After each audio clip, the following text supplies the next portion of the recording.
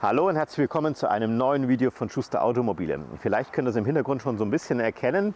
Hier steht der funkelnagelneue Mazda CX-5 und hier der direkte Vorgänger. Und wir werden in diesem Video mal einen Vergleich mit euch machen. Das heißt, was hat sich denn eigentlich alles gegenüber dem Vorgänger verändert? Damit meine ich natürlich irgendwo das Thema Design, Motoren, Technik, aber natürlich auch ganz viele Ausstattungsdetails. Und wir gehen heute wirklich in diesem Video mal ein bisschen in die Tiefe, damit ihr wirklich alle Infos bekommt, die ihr braucht. Und wenn euch das interessiert, bleibt auf jeden Fall dran. Gleich nach dem Intro legen wir los.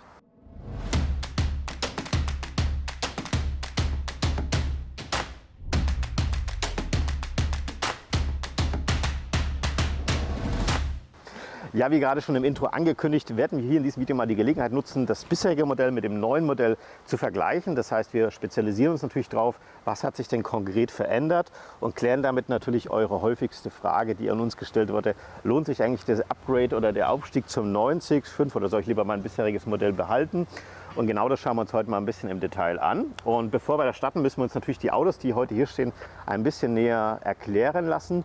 Und ich habe hier zu meiner Rechten einen CX-5 in der Exklusivline-Version genommen und zu meiner Linken ein Modell in der Advantage-Version.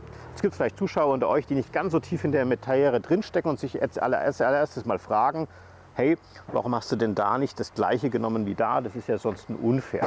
Jetzt muss man dazu sagen, das war damals ein limitiertes Sondermodell, das eben ein besonders hohes Preis-Leistungs-Verhältnis hatte. Und das Modell gibt es bei der neuen Version nicht mehr. Deswegen war es schon mal der erste Grund. Und das zweite ist, dass ich mich hier eher am Preis orientiert habe. Das heißt, beide Fahrzeuge sind im Moment ähnlich motorisiert, 2,5 Liter Maschine. Bei diesem Fahrzeug hier gab es auch eine 2,5 Liter Maschine, Automatik. Das Fahrzeug hat bis zuletzt dann einen Listenpreis von 41.590 € gehabt und der kostet knapp unter 41.000, also 40.950. Damit sehr, sehr preisgleich, der sogar ein bisschen günstiger. Und das ist natürlich dann auch hinterher mal interessant zu sehen. Wenn ich jetzt hier weniger Geld ausgebe, habe ich dann weniger Extras oder mehr? Und das ist natürlich auch einer der Punkte, die wir hier in diesem Video mal klären wollen. Und bevor wir dazu kommen, schauen wir uns als allererstes aber mal hier so ein bisschen das Thema Design an. Was hat sich denn eigentlich alles verändert? Denn gefallen muss er euch natürlich als allererstes mal. Wir fangen mal mit dem neuen und dem alten Modell so im Vergleich direkt an. Ich hoffe, ihr könnt es gut im Video sehen. Und ich glaube, das, was euch auffällt, ist schon mal, dass die ältere Linie so ein bisschen eher ins gediegene, elegante Gang, sehr viel Chrom vorne noch zu sehen, während der neue eher so ein bisschen bulliger, sportlicher, aggressiver geworden ist. Fängt schon ganz unten auch an der Schürze an. Hier große Öffnungen, eher so eine Art simulierte Kühlrippen. Hier unten eher so ein bisschen geschmeidiger, weichere Formen. Hier sieht man auch besonders eben diesen Kühlergrill, nenne ich es jetzt einfach mal, oder diesen Wing, der hier noch komplett in Chrom eingefasst ist, während wir hier einen eher so dunkelgrau lackierten haben, was natürlich ein bisschen sportlicher wirkt. Diese Wabenstruktur ist sehr, sehr ähnlich, hier allerdings Hochglanz, hier matt. Beim Logo sieht man auch schon mal einen Unterschied. Das ist allerdings technischer Natur, hat nichts mit dem neuen Modell zu tun. Bei dem Fahrzeug ist bereits in der einfachsten Ausstattungslinie, die heißt bei uns Primeline, ein Abstandsradarsystem dabei. Das bedeutet, ihr könnt also Tempomat fahren, stellt eine Geschwindigkeit und einen Abstand ein und das Auto bremst automatisch, wenn zum Beispiel irgendjemand vor euch einschert. Das war bei dem Auto auch verfügbar, allerdings nur gegen Aufpreis bei bestimmten Modelllinien. Beim Advantage gab es das noch nicht, da musste man dann noch eine Stufe höher gehen. Deswegen hier ein ganz normales Logo, wo man so reinfassen kann, kein Abstandsradarsystem. Ihr seht es vielleicht jetzt nicht so richtig im Kamerabild. Es sind so kleine Kameras hier vorne drin. Beide Fahrzeuge verfügen über auch Kamerasysteme vorne, hinten und an den Seiten. Wir sagen dazu 360° Kamerasystem. Im Detail werden wir uns das dann natürlich mal von der Auflösung auch anschauen und was dann diese Ausstattungsmerkmale sind, was diese Kamera alles kann. Dann sehen wir noch ein bisschen mehr, natürlich das Thema Scheinwerfer. Großer Unterschied, hier eher so eine L-Form, während das Ganze hier eher so ein bisschen breit einläuft. Ähnlich sind sie allerdings wieder hier bei diesen Symbolen oder Elementen, Designelementen würde ich es jetzt mal nennen, denn tatsächlich ist es bei diesem Auto, bei diesen Versionen ein Designelement. Hier schaut es tatsächlich aus, als wenn das ein Tagfahrlicht wäre. Ist es auch, allerdings erst bei den Fahrzeugen mit dem Matrix-LED-Scheinwerfersystem, dann leuchtet das hier auch. Im Moment ist das hier also eher so eine Art optische Designelement. Hier genauso. Schaut fast aus wie Tagfahrlicht, ist es aber nicht, ist wirklich nur Design. Erst mit Matrixlicht hat das Ganze dann geleuchtet. Hier sieht man die Scheinwerferreinigungsanlage. Die ist jetzt hier natürlich auch noch vorhanden, allerdings flächenbündig integriert, gefällt mir tatsächlich sogar noch ein bisschen besser. Ich würde vorschlagen, ich mache mal jetzt für euch das Licht an, dass ihr das auch sehen könnt. Wir fangen mal bei dem Auto an. Was ihr jetzt im Moment sehen könnt, ist das Tagfahrlicht. Das befindet sich nur in dem unteren Bereich des Scheinwerfers, jetzt in der höchsten Stufe. Sobald ich jedoch das Abblendlicht aktiviere, wird das Tagfahrlicht ein bisschen dunkler und der obere Scheinwerferbereich aktiviert sich. Jetzt habt ihr also das Abblendlicht. Wenn ich jetzt einfach mal das Fernlicht aktiviere, dann seht ihr, dass das sich im oberen Bereich befindet. Das untere ist wirklich nur für das Tagfahrlicht oder eben für die Begrenzungsleuchten zuständig. Jetzt aktiviere ich mal für euch den Blinker. Ihr seht nun, dass der Blinker im Tagfahrlicht integriert ist und sich dann eben in ein gelbes Blinkerlicht verwandelt. Und wie bei den bisherigen Mazda-Modellen ist es auch so, dass das Ganze eben aktiviert wird, relativ schnell und dann ausfadet. Finde ich auch sehr schick. Jetzt schauen wir uns das gleiche nochmal beim CX-5 der alten Generation an. Fangen wir hier jetzt auch mal mit dem Tagfahrlicht an. Hier seht ihr mal, auch wieder ein getrenntes Segment, ähnlich wie beim anderen Design, also eine Linie mit LEDs. Hier zähle ich insgesamt 3 LEDs, bei dem anderen war es eine mehr, also 4. Schalte ich das Abblendlicht an, genau daneben, auch wieder einzeln gesteuert und hier das Fernlicht, was sich in diesem Hauptsegment auch befindet. Nun der Blinker, der ist allerdings nicht beim Tagfahrlicht hier integriert, sondern hat nochmal einen eigenen Bereich. Und was mir aufgefallen ist, er hat eben nicht diese, ich nenne es mal Fade-Funktion wie beim neuen Modell. Grundsätzlich gibt es auch unterschiedliche, ja, wie sage ich jetzt mal, Fernlicht-Assistenzsysteme. Bereits in der Basisausstattung beim neuen Modell haben wir schon einen Fernlichtassistent. Das heißt, wenn das Auto entgegenkommende Fahrzeuge oder vorausfahrende Fahrzeuge erkennt, schaltet sich das Fernlicht automatisch ab und wieder an, wenn alles frei ist. Das hat der Advantage auch. Allerdings gab es eben auch einige Modelle, die etwas tiefer ausgestattet waren, wo dieser Fernlichtassistent noch nicht dabei waren. Aber alle waren grundsätzlich schon immer, oder alle sind immer mit LED-Licht ausgestattet. Erst ab den höheren Linien, hier dann ab der Exclusive Line, da dann ab der Hamura. Dann haben wir auch schon das Matrix-LED-Lichtsystem. Da haben wir dann nochmal eine wesentlich feinere Steuerung. Das heißt, hier habt ihr einzelne LEDs, die einzeln abgedunkelt werden können. Dadurch wird, ich sage immer so eine Art, der Verkehr ausgeschnitten. Wenn euch übrigens interessiert, wie so ein Matrix-LED denn im Detail funktioniert, da haben wir auch schon mal einige Videos für euch gemacht. Ich verlinke euch hier oben mal so ein paar interessante zum Thema CX5 oder auch beim CX60 hatten wir mal eins, wo wir tatsächlich mal eine Testfahrt gemacht haben, was dann die konkreten Funktionen sind. Als nächstes würde ich vorschlagen, dass wir uns mal die seitliche Ansicht anschauen, was sich denn da vom alten zum neuen Modell verändert hat. Arbeiten wir uns am besten mal so von vorne nach hinten so ein bisschen durch. In der Ausstattungslinie Exklusivline haben wir eine Zweifarbigkeit, das heißt, hier haben wir matten Kunststoff und hier einen lackierten Kunststoff am Kotflügel. Das war bei dem bisherigen Modell ganz genauso. Neu hinzugekommen ist hier diese Erhöhung. Ich glaube, damit wollte man noch mal optisch so ein bisschen darstellen, dass das Auto ein bisschen geländegängiger ist. Und es gibt diese Blenden auch lackiert, gab es beim Vorgängermodell auch schon, allerdings nur in der Version Humura. Und hier war es dann beim Humura und beim Takumi, da waren sie dann teilweise eben schwarz oder aber in Wagenfarbe abgesetzt. Vorteil davon ist natürlich, wenn hier irgendwelche Steinchen umherfliegen oder ihr so ein bisschen durch den Wald oder durch irgendwelchen Hecken fahrt, dann ist das nicht ganz so kratzempfindlich und man kann es relativ kostengünstig ersetzen. Ist es natürlich lackiert, muss man dann meistens natürlich hinterher dann mit ein bisschen frischem Lack das Ganze wieder reparieren. Und natürlich das Wichtigste für euch wahrscheinlich ist das Thema Alufelgen. In der Version Exklusivline haben wir schon serienmäßig 19 Zoll Schlappen drauf, Reifengröße 225 55 R19, also da sind sie identisch, auch von der Felgenbreite. Etwas neu ist diese Art Flanke, die nenne ich jetzt mal hier innen drin. Das hat aerodynamische Gründe. Dadurch wird die Luft noch ein bisschen besser geleitet und man kann damit wahrscheinlich den CW-Wert und wahrscheinlich auch den Verbrauch ein bisschen senken. Wir haben hier eine Zweifarbigkeit. Man sagt hier außen immer diamantpoliert dazu, innen drin ist es schwarz. Finde ich, wirkt jetzt auch sehr schön sportlich und modern, ist eigentlich heute eine sehr gängige Felgenfarbe. Durch dieses Flankendesign wirkt die Felge auf mich ein bisschen kleiner, als sie eigentlich ist, denn wir reden hier über schon 19 Zoll, das ist ja schon eine ordentliche Größe. Und ich würde sagen, wir schauen uns das mal im Vergleich zum bisherigen Modell an. Wir hatten uns ja hier so ein bisschen diese Seitenverkleidung angeschaut, wie ich schon sagte, hier eben auch aus Kunststoff ausgeführt. Diese Erhöhung noch nicht vorhanden. Das Ganze hier ist ein bisschen schmaler als beim neuen Modell, habe ich so das Gefühl. Und hier haben wir eben auch dieses zweifarbige, diamantpolierte, hier eher vielleicht so ein bisschen Flügelraddesign. Jetzt nicht wundern übrigens bei den Reifen, warum hat er jetzt hier Allwetterreifen drauf? Das ist natürlich ein gebrauchtes Auto, gibt es ja nicht mehr neu. Also Sommerreifen waren damals natürlich auch Standard. Ja, würde ich sagen, springen wir wieder zum neuen Modell rüber. Heute musst du ein bisschen was arbeiten, Marcel. Vielleicht der Spiegel oben auch mal ganz interessant. Hier haben wir so ein Blinkerband integriert. Das war beim bisherigen Modell voll durchgehend. hat man hier vielleicht sich dafür entschieden, das Ganze nach vorne noch ein bisschen sichtbar zu machen, so eine Art Blinker-Kontrolllampe. Beim Griff ist mir noch einiges aufgefallen. Das bisherige Modell hatte hier eine Art Zweiteilung. Das heißt, ich habe praktisch hier den Griff aufgemacht, dann ist was stehen geblieben, zeige ich euch gleich nochmal. Und das hat man jetzt hier voll integriert und außerdem gab es noch so einen Touch-Sensor, hier so einen richtigen Gummiknubbel, den er drücken musste. Das ist jetzt hier sehr schön im Türgriff integriert. Und dann haben wir unten hier noch unsere Verkleidung, die von vorne nach hinten komplett durchgeht. Man hat sozusagen diesen Effekt, den man vorne erzeugen wollte, auch nochmal in der Mitte versucht zu erzeugen und hat hier praktisch an der direkten Verlängerung von diesem Knick hier auch in der Tür diese Designlinie nochmal weitergeführt bis komplett nach hinten. Wir wechseln wieder mal die Seite. Hier hat es gerade angesprochen, ihr seht schon ein durchgehendes Blinkerband, ist super ähnlich. Form vielleicht nicht ganz so spitz, fällt mir jetzt auf. Und hier unten dann diese Seitenverkleidung, sehr geradlinig, eher ein bisschen eleganter. Auch hier die Linie eher sehr geradlinig. Und den Türgriff hatte ich gerade auch schon angesprochen. Hier seht ihr es eben, so schaut das Ganze dann aus. Touchgriff, eben die ältere Generation. Und so hat sich der Griff dann geöffnet. Ein bisschen weiter oben, hier blitzelt es noch in Chrom. Da haben wir natürlich hier eine komplett durchgehende Chromleiste, die bis hinten geht. Und schaut mal so ein bisschen hier in diesem Bereich, das ist jetzt hier matter Kunststoff, gab es damals auch in glänzenden höheren Ausstattungslinien. Und hier könnt ihr nichts sehen, aber dafür da drüben.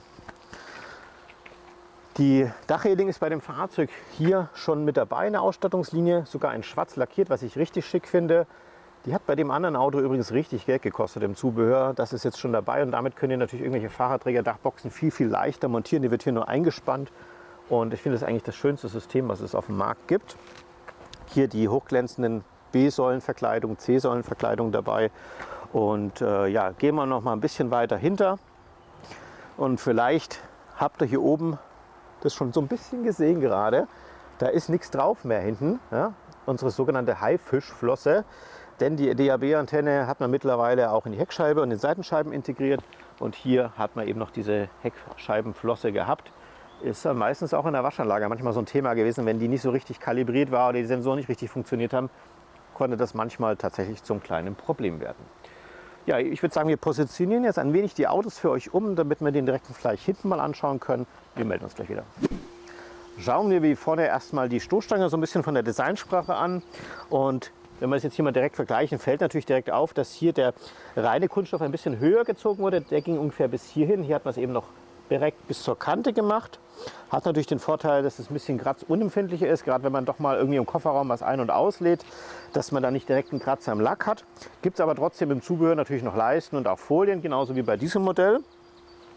Wenn ihr hier so ein bisschen weiter schaut, sind die PDC-Sensoren beim neuen Modell ein bisschen schöner, ein bisschen feiner eingelassen, flächenbündig hier durch den Winkel natürlich ganz leicht abgesetzt, während hier noch ein bisschen die älteren Modelle sind, die so ein bisschen wie so eine kleine Hubbel aufsetzen. Und wenn wir noch ein bisschen höher schauen, fällt natürlich prägnant direkt mal das Mazda-Logo auf, was wir natürlich vorne noch beim Auto haben. Mazda geht allerdings mittlerweile dazu über, die Namen auszuschreiben, damit eben, wenn irgendjemand an der Autobahn zum Beispiel an euch vorbeirauscht oder umgekehrt ihr vorbeifahrt, dass man halt auch schnell die Marke erkennen kann und weiß, hey, was war denn das für ein hübsches Modell, was an mir vorbeigefahren ist.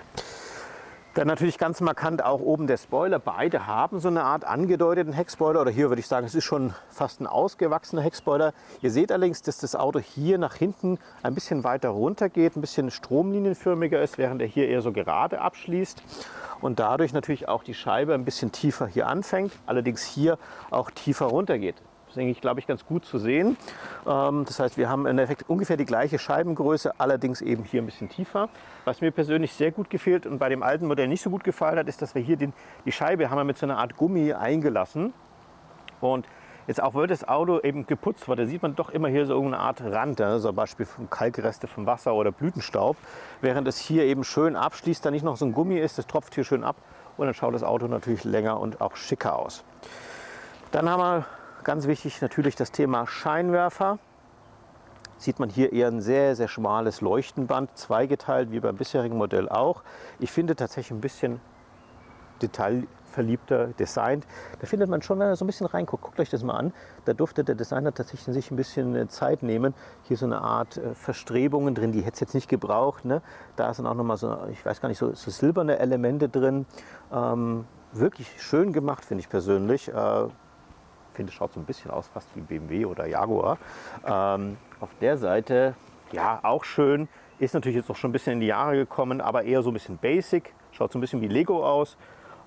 Aber auch vom Design her hat man natürlich wieder versucht, diese L-Form, die wir vorne schon haben, bei beiden Modellen zu integrieren. Hier eher so ein bisschen moderner. Einmal nach unten, einmal nach oben. Und wenn ihr die Lichter jetzt mal so ein bisschen anschaut, kann man schon so ein bisschen erahnen, wo wahrscheinlich was leuchtet. Aber das probieren wir jetzt mal direkt aus. Wir fangen mal wieder mit dem neuen Modell an. Jetzt seht ihr mal das Abblendlicht. In den äußeren Segmenten hat sich jetzt das Licht aktiviert. Jetzt werdet ihr euch vielleicht fragen, hey, warum leuchtet das in der Mitte nicht? Das ist tatsächlich wieder abhängig von dem sogenannten Matrix-LED-Lichtsystem, denn da kommt dann eine komplette Lichtsignatur mit, die nicht nur vorne, sondern eben auch hinten ist. Und das ist eben auch was ihr ganz, ganz häufig nachfragt. Warum ist es bei meinem Auto so? Das ist eben immer nur mit Matrixlicht. Jetzt aktiviere ich mal die Bremse. Ihr seht schon, da geht oben natürlich auch an der Heckscheibe so ein Lichtband an. Die äußeren Segmente leuchten etwas kräftiger. Und unten gibt es nochmal ein einzelnes Element, was speziell nochmal einen richtig, richtig hellen Ton erzeugt, um eben die rückfahrenden Fahrzeuge zu warnen. Jetzt kommt als nächstes mal das Rücklicht. Auf beiden Seiten sehr schön symmetrisch. Und natürlich noch die Nebelschussleuchte. Die befindet sich nur auf der linken Seite, ist auch sehr schön und sehr hell. Jetzt das gleiche mal hier mit dem Modell. So, auch hier das Abblendlicht. Ihr seht schon genau wie beim neuen Modell außen diese L-Symbolik leuchtet, innen nicht. Das wäre ebenfalls hier das gleiche, nur mit der Lichtsignatur mit Matrixlicht. Und jetzt aktiviere ich mal die Bremse für euch. Auch hier wird dann das Licht kräftiger. Es gibt allerdings keinen Zusatzscheinwerfer außen. Und oben die Bremsleuchte ist jetzt eher so ein bisschen in der älteren Optik mit einzelnen LED-Punkten, während das Leuchtenband beim neuen Modell im Video ein bisschen besser gefällt. Beim Rücklicht gibt es nicht die großen Unterschiede. Hier seht ihr jetzt mal das Rücklicht und die Nebelschussleuchte mache ich euch auch noch mal an. Die befindet sich ebenfalls nur auf einer Seite. Als letztes habe ich euch jetzt noch die Warnblinkanlage aktiviert, damit wir uns die Blinker mal anschauen können. Beim neuen hat man das natürlich hier in dieses Element integriert, hatten wir ja vorhin schon angedeutet. Und wenn ich das Ganze mir hier drüben anschaue, ist es auch im gleichen Segment. Allerdings finde ich persönlich deutlich heller zu sehen. Und gerade beim Blinker ist mir schon wichtig, dass man das gut sehen kann, dass man auch weiß, man will es vielleicht gerade ausscheren zum Überholen oder zum Wenden. Und da hätte ich mir hier beim neuen Modell tatsächlich gewünscht, dass es nicht nur schick ausschaut, sondern vielleicht noch ein bisschen kräftiger von der Lichtgestaltung wäre. Und als nächstes schauen wir uns mal gleich die Kofferräume im Vergleich an, was sich da denn konkret verändert hat. Ja, Sesam, öffne dich. Wie machen wir das am besten? Bei dem Auto natürlich hier so eine Touch-Taste, relativ einfach zum Öffnen, genau bei dem auch. Wir haben bei beiden Modellen elektrische Heckklappenfunktion. Beim neuen Modell kann man auch in der Humura-Version so eine Art Kick-Funktion oder Hands-Free-Version bekommen. Das ist immer besonders praktisch, wenn ihr die Einkäufe in der Hand habt und ihr wollt einfach schnell den Kofferraum aufmachen, dann müsst ihr so eine Bewegung machen, dann geht das von selber auf. Gab es bei diesem Modell noch nicht. Und gerade beim Einladen ist natürlich wichtig, dass man das möglichst angenehm und rückenschonend machen kann. Und hier haben wir wirklich eine schöne flache Ladekante und tatsächlich ist diese Kante auch ein bisschen niedriger als beim alten Modell, knappe 2 cm. Wir haben hier einen sehr, sehr tiefen Kofferraum, der ist grundsätzlich auch mal ein ganzes Stückchen größer als beim Vorgängermodell. Wir haben hier in der Standardversion etwa 60 Liter mehr Volumen. Würden wir alles umklappen, hätten wir insgesamt dann nochmal knapp 400 Liter mehr Volumen. Also das ist schon eine ganze Hausnummer mehr. Wir reden fast 25% mehr Volumen. Wir haben, wie ihr vielleicht gerade schon gesehen habt, eine Dreiteilung bei unserer Rücksitzbank. Das gab es bisher auch schon und die mittlere Sitzbank klappt komplett um. Was allerdings neu ist, dass man eben bei dem neuen Modell nur noch die äußeren Sitze hier mit diesen Hebeln umklappen kann. Das heißt, ihr müsst hier einfach nur dran ziehen, schauen, dass natürlich keine Kinder und Personen da drin sind. Einfach dran ziehen, dann klappt sich das von selber um. Hier jetzt allerdings in der Kombination. Wäre das aufgrund des neuen Polsters jetzt nicht nach oben gesprungen, würde das dann entsprechend so aussehen. Ja, probieren wir mal bei dem Auto hier auch aus. Ihr seht schon auch hier eine schöne flache Ladekante, genauso designt, aber eben ein bisschen höher. Dreiteilung und hier haben wir dann diese Taste nochmal für die Mitte getrennt. Ich nehme jetzt allerdings hier nur mal die äußere und da, ich denke, es ist sehr, sehr ähnlich, aber eben vom Gesamtvolumen ein bisschen weniger. Wo kommt das natürlich ein bisschen her? Das liegt daran, dass der Kofferraumboden hier beim neuen Modell insgesamt ein bisschen tiefer ist und wir auch ein bisschen mehr Ladehöhe haben. Das heißt, diese Öffnung hier, der Heckklappe selber, seht schon, die geht hier relativ flach und die ist bei dem anderen Auto ein bisschen steiler. Da haben wir knapp 3 cm hier bei dem Auto mehr. Besonders wichtig, wenn ihr irgendwie einen großen Kofferraum, einen großen Karton ins Kofferraum reintun möchtet. Was beim neuen Modell allerdings nicht mehr der Fall ist, wir haben hier bei diesem Fahrzeug so eine Art doppelten Boden gehabt. Hat man nicht so häufig benutzt. Man konnte das hier so ein bisschen reintun und hatte hier unten nochmal eine große Fläche. Es gab dann tatsächlich auch noch so Sondermodelle, war das gummiert. Nette Sache, hier konnte man noch mal ein bisschen was rausholen, aber wie gesagt, die wenigsten haben das genutzt. Dadurch ist es dann allerdings hier in der Seite so eine Art Absatz gewesen, den konnte man auch nicht reparieren, das war dann halt so. Und das schauen wir uns natürlich auf der anderen Seite auch noch mal an.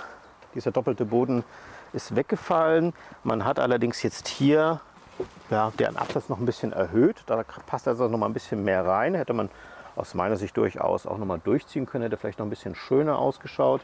Und wir gucken jetzt mal rein und da kommen wir natürlich zum nächsten Unterschied. Das Fahrzeug in der Exklusivline-Version hat gegenüber dem Advantage-Modell schon ein Bose Soundsystem. Würdet ihr eine Etage tiefer greifen bei diesem Modell, das wäre dann die Centerline-Version, dann hättet ihr hier natürlich deutlich mehr Platz noch als Ablagefläche, weil der Subwoofer nicht dabei ist.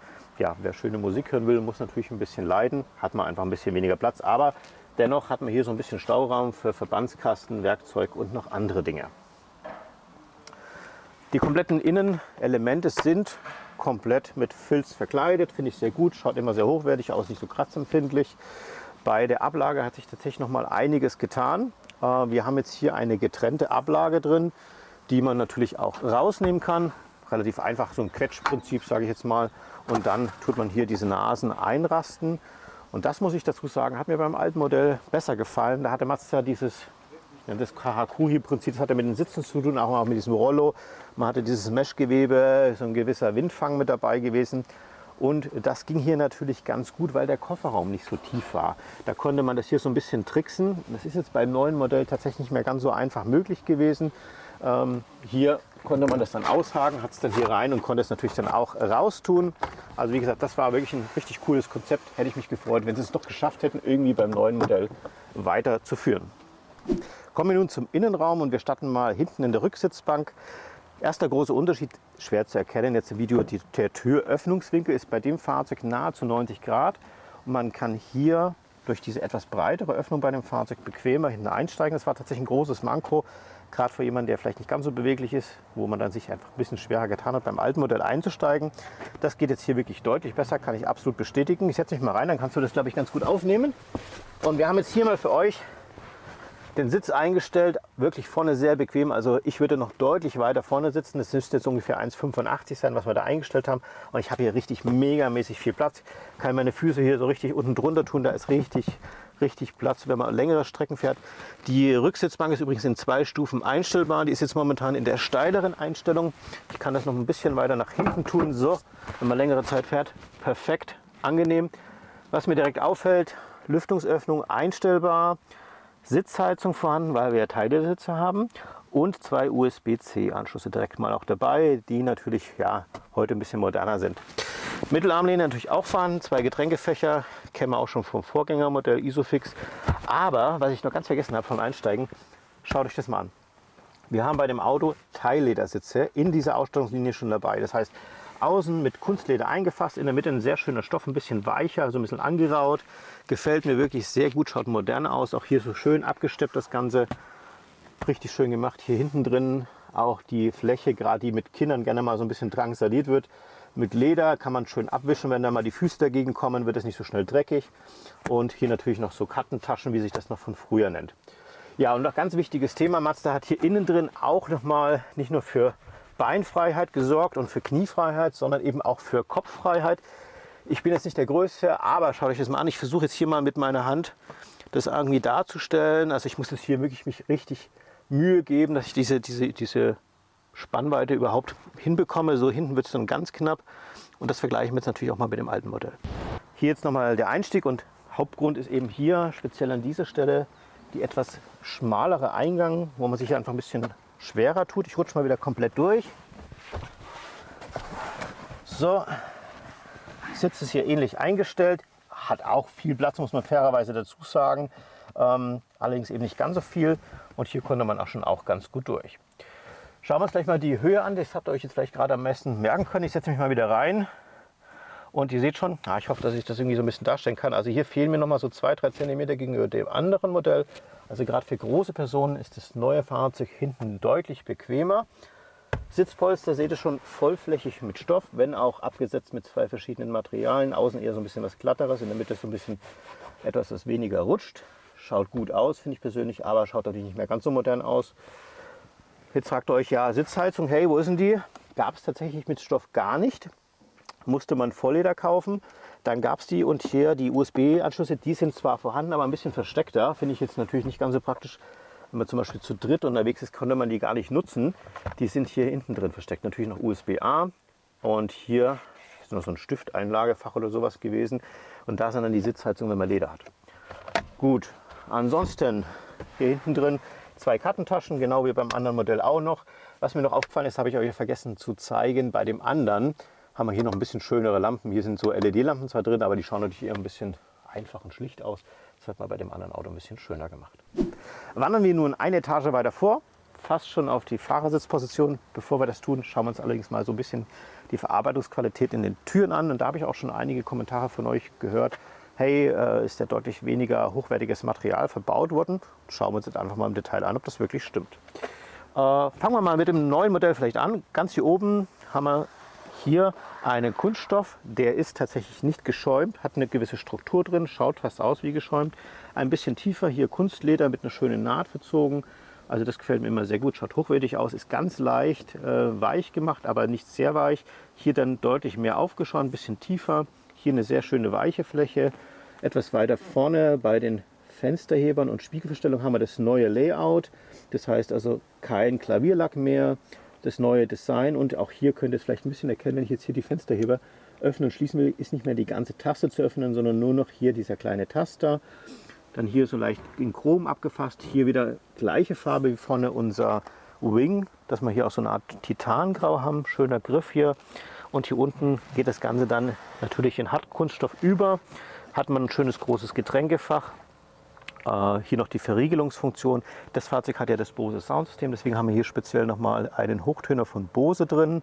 Und hier haben wir dann den wahrscheinlich Tiefmitteltöner, der befindet sich etwas weiter oben positioniert. Jetzt schauen wir uns das Ganze mal auf der anderen Seite an. Hier oben haben wir, schaut sehr ähnlich aus. Das Ganze ist allerdings hier etwas weicher aufgeschäumt, nicht ganz so hart wie beim anderen Modell. Hier hat man sich dann für Stoff entschieden, während wir bei dem anderen Modell ja eher bei Kunstleder waren. Gefällt mir tatsächlich jetzt hier die Gestaltung ein bisschen schöner. Dann hatte ich ja schon von diesem Thema Klavierlack gesprochen. Das ist ein heißes Thema bei euch. Ihr seht es jetzt hier vielleicht auch so ein bisschen in der Lichtreflexion. Das Auto hatte sehr wenig Kilometer, aber trotzdem sieht man natürlich auf so einem Klavierlack immer so ein bisschen schlieren. Leichte Kratzer, bleibt man vielleicht mal mit dem Ring hängen. Das ist natürlich deutlich schöner, wenn man das jetzt eben ohne Klavierlack hat. Dann schaut es einfach ein bisschen schöner und länger hübsch aus. Ja, ein bisschen tiefer dann ganz genauso wie beim alten Modell. Hier nochmal so eine Vertiefung, wobei ich die bei dem anderen sogar noch ein bisschen tiefer finde. Dann kann es nicht so leicht rausfallen. Auch hier so ein Flaschenfach dabei. Da nimmt sich das Ganze nicht viel. Hier fehlt natürlich der Hochtöner, weil wir hier kein Bose Soundsystem haben. Und hier ist das Ganze noch ein bisschen tiefer abgesetzt. Ja, und dann vielleicht bei den Sitzen auch mal ganz interessant. Jetzt seht ihr zwar hier die Beifahrerseite, aber ich kann euch versprechen, auf der Fahrerseite haben wir es genauso. Das heißt, auf der Fahrerseite haben wir auch keine elektrische Sitzverstellung. Wenn wir Stoffsitze haben, dann musstet ihr also mindestens Teilledersitze haben oder Vollledersitze haben, damit das Ganze elektrisch ist. Und jetzt haben wir hier beim neuen Modell eben komplett elektrisch verstellbare Sitze. Das heißt, ihr könnt die nicht nur in der Höhe verstellen, ihr könnt sie eben auch vorne neigen, ihr könnt sie hinten hochpumpen, ihr könnt die Lehne fein einstellen und ihr habt eine elektrische Lordosenstütze, die bei den Stoffsitzen eben nur manuell einstellbar ist. Und sobald ihr eine elektrische Sitzeinstellung habt, könnt ihr das Ganze natürlich auch bequem abspeichern. Zum Beispiel eben auf dem Schlüssel oder aber hier ins Display über so eine Art Gesichtserkennungssystem, was es bei manchen Modellen auch gibt. In der Humura-Version nennt sich dann Driver Personalization System. Und weil das ein großes Thema ist, haben wir euch auch dazu schon mal ein Video hochgeladen auf YouTube. Verlinke ich euch mal. Könnt ihr euch gerne mal in Ruhe anschauen, wenn euch das Thema noch mehr interessiert. Als nächstes schlage ich vor, dass ich mich mal jetzt hier auf die Fahrerseite draufsetze und wir uns das Armaturenbrett von der Verarbeitungsqualität ein bisschen anschauen. Fangen wir als erstes mal mit dem Armaturenbrett an. Schauen uns das Ganze hier an. Wir haben hier oben so eine Art genarbte Struktur. Der Kunststoff selber ist ganz leicht geschäumt, aber nur minimal, fühlt sich eher ein bisschen härter an.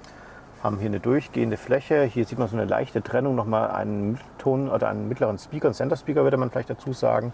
das Ganze nach rechts. Dann haben wir hier unten auch nochmal ganz matt abgesetzt, so eine Dekorlinie, hier in so einem Lederimitat mit einer schönen Naht drin. Dann geht es hier weiter nach links, da hat man leider dieses Leder nicht nochmal weitergezogen. Das hätte ich mir jetzt tatsächlich gewünscht, dass man das vielleicht hier für dieses kleine Element nochmal weitergemacht hätte. Und hier bei mir, das könnt ihr jetzt wahrscheinlich schwer erkennen, geht das Ganze jetzt hier vom Design in diese Seitenverkleidung über. Das gefällt mir immer sehr gut, wenn man da die gleiche Linie weiterführt, dass man sich so ein bisschen in das Auto eingegossen fühlt. Die Lüftungsöffnung finde ich sehr schön gemacht. Vielleicht zeige ich dir das mal an deiner Seite, Marcel. Hier habt ihr ja, so ein kleines Deko-Element. Man könnt hier das schön einstellen. In eine Richtung dann so einen Klick zu hören, dann ist es wirklich komplett zu. Deswegen ist es nicht steuerbar. Und in der Mitte habe ich natürlich jetzt hier bei dem Fahrzeug auch nochmal 2 Lüftungsregelungen. Die befinden sich hier unten. Wenn wir ein bisschen tiefer schauen, haben wir natürlich hier nochmal so ein paar wichtige Tasten. Hier habt ihr euren Mitteltunnel. Hier ist es tatsächlich so, dass keinerlei weiche Kunststoffe mehr zu sehen sind. Man hat es schon versucht, so ein bisschen optisch abzusetzen, dass es sehr fein ausschaut. Hier so ein bisschen glänzendes, wie das Silber- oder Anthrazit lackiertes Material. Das hier gefällt mir sehr gut. Das ist so ein bisschen ja, nochmal in Chrom abgesetzt. Allerdings kein Klavierlack mehr, sondern der gleiche matte Stoff. Dann haben wir hier vorne eine schöne Ablagefläche. Hier ist jetzt nun die induktive Ladeschale hingewandert. Finde ich tatsächlich auch praktischer. Wenn ihr zum Beispiel euer Handy ladet, musstet ihr immer erstmal hier so ein bisschen euch nach vorne bücken und das Handy da raus tun. So habt ihr es jetzt hier ein bisschen eher oder schneller griffbereit. Getränkefach befindet sich nun hier vorne.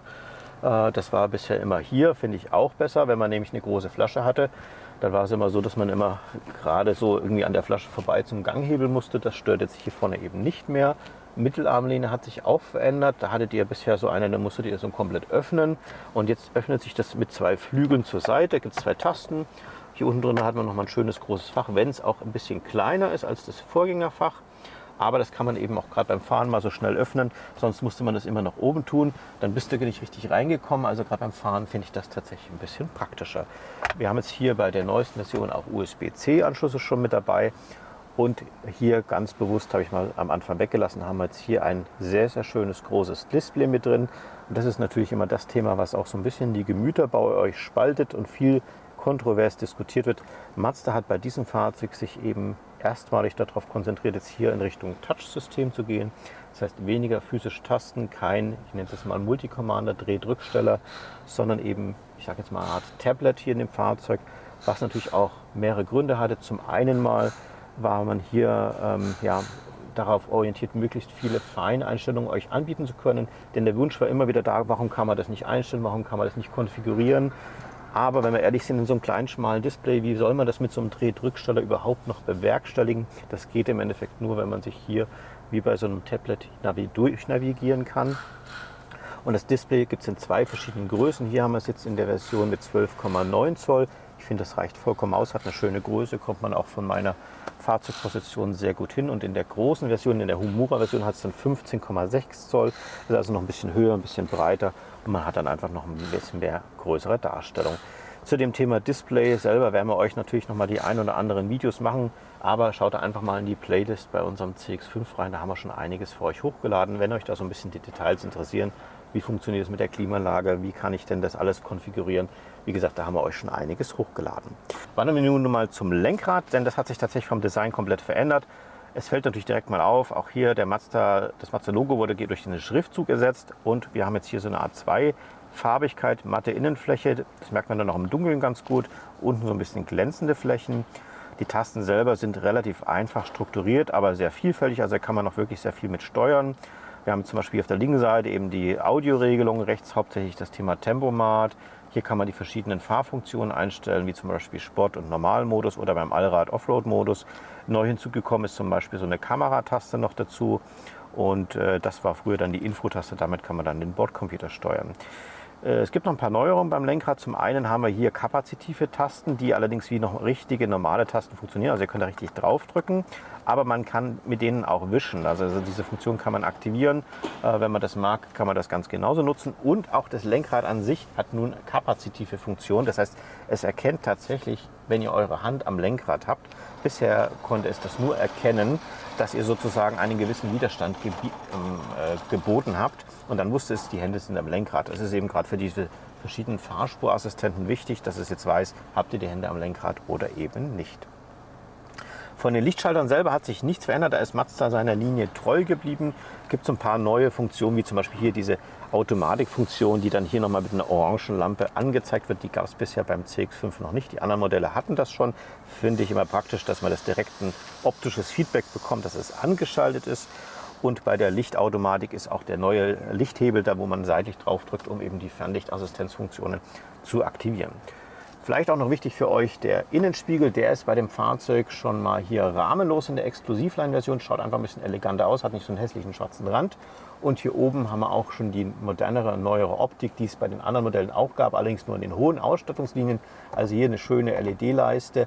Und es gibt tatsächlich dann auch bei der Humora-Version auch noch eine sehr schöne Ambiente-Beleuchtung, die dann auch farblich einstellbar ist, Fußraumbeleuchtung und so weiter und so fort. Das hat er jetzt hier noch nicht, aber der hat zumindest schon mal ein beleuchtetes Handschuhfach. Jetzt kommen wir gleich nochmal hier zum Tacho. Und hier haben wir jetzt bei diesem Fahrzeug ich würde sagen, ein Volldisplay, also nicht eine Kombination aus Displays und Tachonadeln. Und ihr seht es mal hier auf der linken Seite schon die Drehzahlansicht, Geschwindigkeit, in der Mitte eine optische Darstellung der Assistenzsysteme, Außentemperatur natürlich, rechte Seite Verkehrszeichenerkennung, Reichweite, Tankanzeige.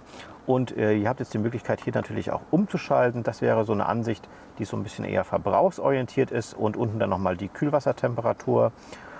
Hier könnt ihr natürlich dann auch den Verbrauch und so weiter zurücksetzen. Und dann drücke ich da nochmal drauf. Hier so ein bisschen eine gecleante Ansicht, wo ihr wirklich nur die Geschwindigkeit habt, wenn ihr so ein bisschen eher eine beruhigte Ansicht haben möchtet. Und dann kommen wir natürlich wieder hier zurück. Ich kann auch mal gerne auf den Sportmodus schalten, ob man da irgendeinen Unterschied sieht. Hier selber im Tacho selber ist, mal abgesehen von einer roten Darstellung des Drehzahlmessers und dem Symbol Sport, nichts zu sehen. Bei diesem Modus wird dann im Endeffekt hier die Gaspedalannahme ein bisschen verschärft, die Servolenkung wird ein bisschen straffer, sondern die Schaltgetriebe oder das Automatikgetriebe, muss ich eigentlich sagen, hat ein bisschen höhere Drehzahlen, wenn es dann die Gangwechsel durchführt und schaltet ein bisschen kürzer. Das ist also für die, die es ein bisschen eiliger haben oder ein bisschen sportlicher fahren wollen, ein netter Modus. Ansonsten fahrt natürlich im Normalmodus, weil dann fahrt ihr natürlich am sparsamsten. Es wird dann auch bei den Fahrzeugen, die über einen Allradantrieb verfügen, über einen Offroad-Modus geben. Dann wird nochmal zusätzlich die Gangweise so ein bisschen angepasst, dass man eher so ein bisschen mehr Drehmoment, ein bisschen mehr Leistung hat, also auch eher ein bisschen später geschaltet. Und gleichzeitig wird der Allradantrieb dann nochmal optimiert, dass er speziell eben, wenn zum Beispiel Querschlupf ist, dass dann eben hier so eine Art elektronische Sperre eintritt, obwohl er keine echte Sperre hat, damit eben das Auto nicht irgendwo mitten in der Luft die Räder durchdrehen. Okay, das sind jetzt nochmal die wichtigsten Elemente jetzt hier aus dem Innenraum. Schauen wir uns das Ganze nochmal beim alten Modell an. Jetzt hier das alte Modell mal im Schnelldurchlauf. Wir schauen uns als allererstes mal wieder das Armaturenbrett an. Hier oben etwas aufgeschäumter Kunststoff, allerdings hier in der Nähe des Head-Up-Displays ist das Ganze nochmal abgesetzt. Hier ist es tatsächlich auch ganz normale Plastik.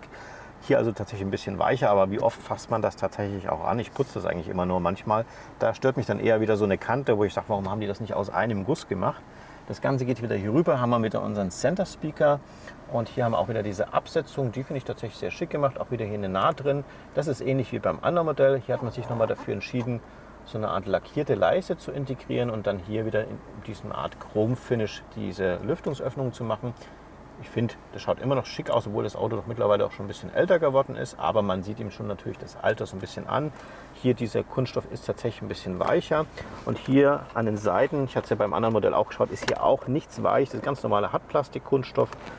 Hier unser Klavierlack, auch wieder mit Chrom eingeleitet.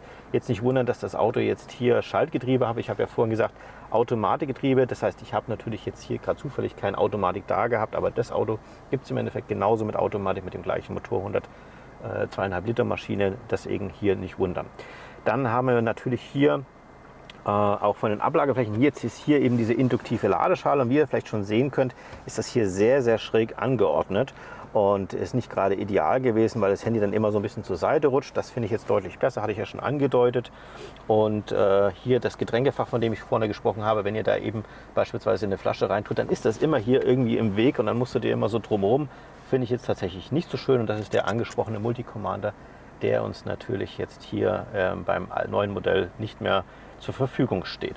Dann haben wir unsere Mittelarmlehne, die hier ebenfalls schön weich ist, war bei dem anderen Modell aber auch und das ist übrigens auch normaler Kunststoff und das ist das, was ich eben schon angedeutet habe.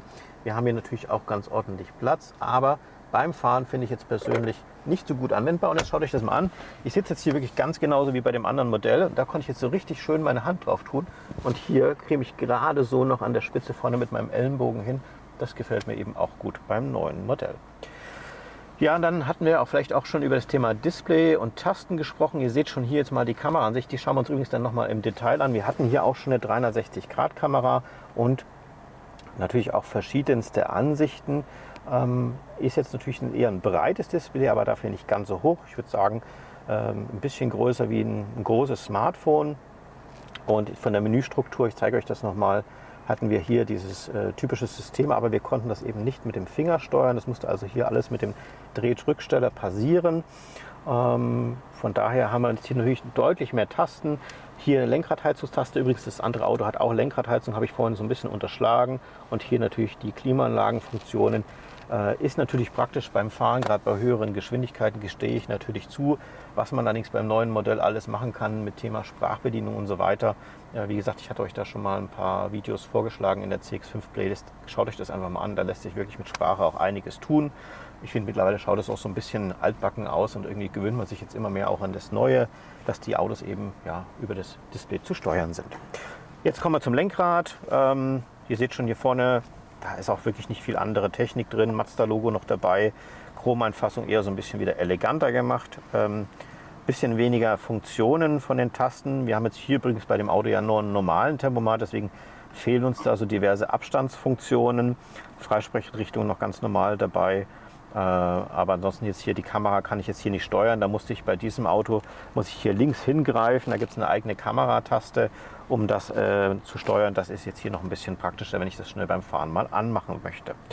Okay, gucken wir uns das Thema Tacho an. Hier seht schon, wir haben hier eine Kombination als klassischer Tacho-Ansicht. Also links eine richtige Drehzahlnadel, in der Mitte noch ein digitaler Tacho und rechts dann wieder analog das Ganze. Ich drücke mal hier auf die Info-Taste. Wir konnten uns das hier auch nochmal so eine Bordcomputer-Ansicht 1 und 2. Dann auch so eine Assistenzansicht, ähnlich wie beim neuen Modell.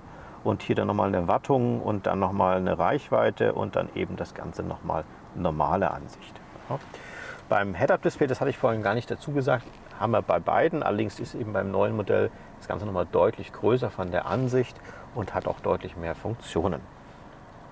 Was mir hier oben noch aufgefallen ist, das Thema Spiegel. Ich hatte es vorhin schon angedeutet, hat man so einen Rahmen drumherum, ist natürlich auch abblendend wie beim anderen Auto aus, aber das schaut natürlich beim neuen Modell schon schicker aus. Und das sind eben die ältere Lampensysteme, musstet ihr hier so draufdrücken. Ja, schaut jetzt natürlich nicht mehr so sonderlich modern aus, und was euch natürlich vielleicht auffallen wird. Beim neuen Auto haben wir noch einen SOS-Knopf.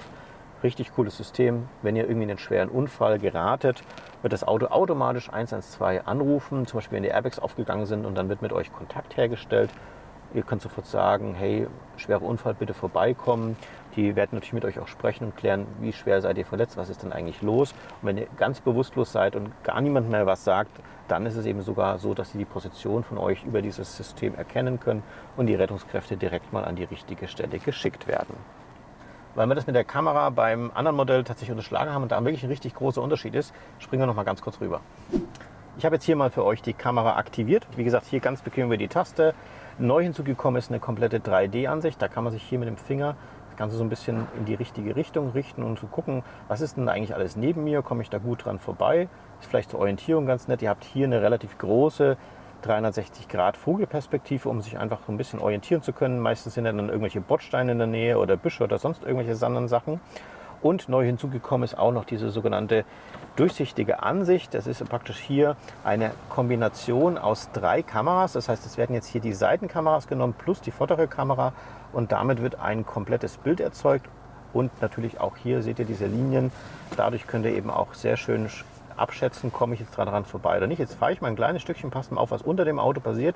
Er merkt sich oder speichert sich sozusagen die Bilder, die er bisher aufgenommen hat und zaubert das Ganze eben durchsichtig. Vielleicht tatsächlich, wenn er irgendwo im Wald unterwegs ist, eine ganz praktische Sache, wenn ihr irgendwelche Steine vermeiden wollt. Also ein richtig schönes Kamerabild und natürlich wirklich eine tolle Auflösung. Da muss man wirklich sagen, ist ein sehr, sehr großer Fortschritt passiert. Kommen wir nun zum Eingemachten, nämlich der Motorentechnologie. Das wird euch sicherlich auch sehr interessieren. Und hier gibt es tatsächlich auch sehr große Unterschiede zwischen dem alten Modell und dem neuen Modell. Wir hatten beim alten Modell bisher 2 Benziner und 2 Dieselmotoren. Einmal mit 2 Liter und 165 PS und ein 2,5 Liter Motor mit 194 PS. Beim Diesel gab es 150 und 184 PS. Leider ist es aufgrund der bisherigen Abgasnormen oder der neuen Abgasnormen so gewesen, dass einige Motoren dem Ganzen zum Opfer gefallen sind, speziell die Dieselmotoren. Die sind komplett weggefallen. Leider auch bei anderen Marken der Fall. Der Aufwand hier für so ein Fahrzeug, einen Dieselmotor mit dem ganzen Abgastechnologie zu bauen, ist wirklich sehr, sehr aufwendig und sehr teuer. Und deswegen verabschieden sich immer mehr Automarken von dieser Technologie. Beim Benziner hat sich Mazda jetzt hier entschieden, bei dem Fahrzeug den 2,5 Liter Motor weiterzuführen, den es bei diesem Auto auch schon gab, allerdings in einer etwas leistungsreduzierten Version. Bisher sagte ich ja, hier haben wir 194 PS gehabt. Es ist grundsätzlich der identische Motor, also vom Rumpf, von den Kolben, von allem. Es ist wirklich nur leistungslimitiert auf 141 PS. Warum? Weil man eben gemerkt hat, dass wenn man den Motor nicht bis an seine Grenzen führt, die Abgase dann deutlich geringer werden, also die Abgasnormen leichter erfüllt werden können und dadurch das Auto eben die normalen Normen erfüllen kann. Jetzt denkt ihr vielleicht, hey, ja 140 PS, das klingt aber nicht gerade viel für so ein Auto, stimme ich natürlich erstmal zu, aber fahrt das Auto einfach mal. Ich habe die Kunden, die bisher den 2-Liter-Motor gefahren sind mit 165 PS, wenn die hier ausgestiegen sind, noch nie erlebt, dass die gesagt haben, hey, das Auto hat weniger Leistung, das nehme ich nicht. Es war eigentlich eher so, dass sie gesagt haben, das hätten sie jetzt nicht gedacht, dass das Auto so gut fährt, obwohl er 15 oder 24 PS weniger hat.